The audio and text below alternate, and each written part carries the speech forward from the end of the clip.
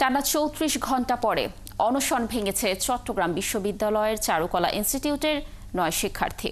মঙ্গলবার রাত ১:৩০টার দিকে চবি ক্যাম্পাস ক্লাবে তাদের অনশন ভাঙান উপাচার্য অধ্যাপক ডক্টর কামাল উদ্দিন।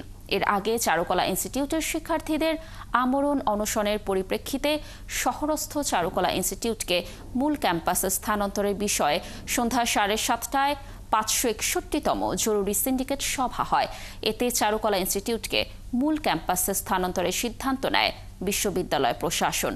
চবি মূল ক্যাম্পাস থেকে ১৮ কিলোমিটার দূরে অবস্থিত চারুকলা ইনস্টিটিউটে ঝুঁকিপূর্ণ ভবন, পর্যাপ্ত আবাসন ব্যবস্থা না থাকার কারণে চারুকলাকে ক্যাম্পাসে ফেরানোর দাবিতে ২০২২ থেকে কয়েক দফায় আন্দোলন করলেও প্রতিবার প্রশাসনের আশ্বাসে আন্দোলন থেকে সরে আসে শিক্ষার্থীরা।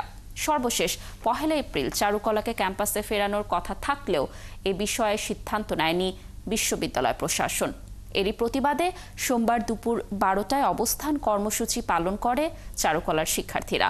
তবে প্রশাসনের প্রতিক্রিয়া না পাওয়ায় ওই দিন বিকেল ৩:৩০টা থেকে আমরণ অনশন কর্মসূচি পালন করে ৯ শিক্ষার্থী।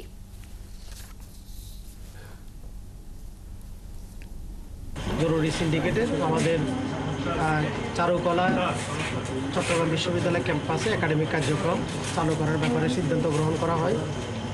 সেই সিদ্ধান্তগুলো শিক্ষার্থীদেরকে জানিয়ে দেওয়া হয়। সেটা জানানোর সময় ছিল রাত ১০টা, এখন রাত ১:৩০, ১:২টার মতো হয়। এই সময় পর্যন্ত আমি কিন্তু শিক্ষার্থীদের সাথে আছি। আমাদের সম্মানিত প্রক্টর মহোদয়, আমাদের ছাত্র উপদেষ্টা এবং সহকারী প্রক্টরগণ সহ আমরা অনেকক্ষণ ধরে ছাত্রদেরকে আলাপ আলোচনা করে আমরা অনশন ভাঙানোর ক্ষেত্রে শিক্ষার্থীরা রাজি হয়েছে, অনশন ভাঙিয়েছে এবং আমাদের উপর তাদের আস্থা ফিরে আসছে এটির মাধ্যমে।